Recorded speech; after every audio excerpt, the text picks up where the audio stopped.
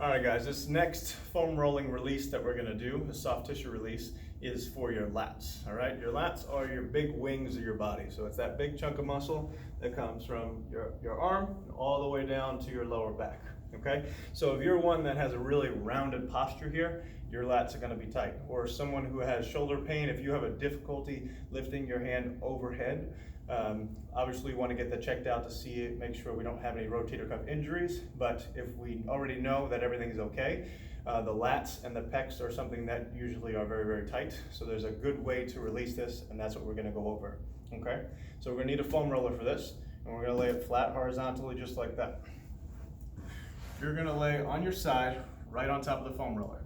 The foam roller is going to go in the crease of the arm, right in the armpit, in that crease right there. You're going to stay right there. If you go lower, you're going to be on the ribs and it's going to be uncomfortable. So put it right in that crease, okay?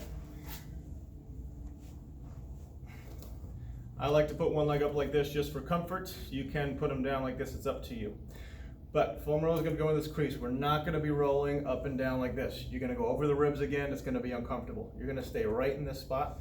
It's right in the meat of the lat, so it will release it very, very nicely. What you're going to do is place this arm with the palm flat, right? So you can see. Palm flat here. Now relax your head as much as you can, try to keep it neutral.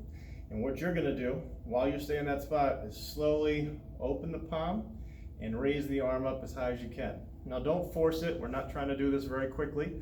It's gonna take you a few passes until you get overhead, all right? If you're getting any really bad sharp stabbing pain or numbness in your hand, obviously we're going to back off. Let's talk about it first and see if that's a stretch that's good for you.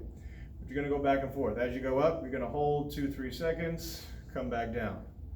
And again, the palm is opening when you come up, it's coming palm down when you're coming down, all right? You're going to work up until you get overhead like that. 1, 2, 3, back down. Each time, try to go a little bit further, okay? The one thing I do see, I'm going to show you a different angle. The mistake people make is they start arching their back, all right? So if we're here and we're coming overhead, a lot of people will do this and bend their whole back. You're not getting any shoulder motion there. You're getting your low back to move. So you're gonna stay neutral and that hand come overhead as high as you can.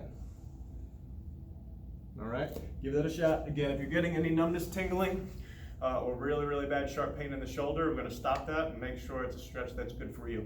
If you have any questions, just feel free to ask. Thanks.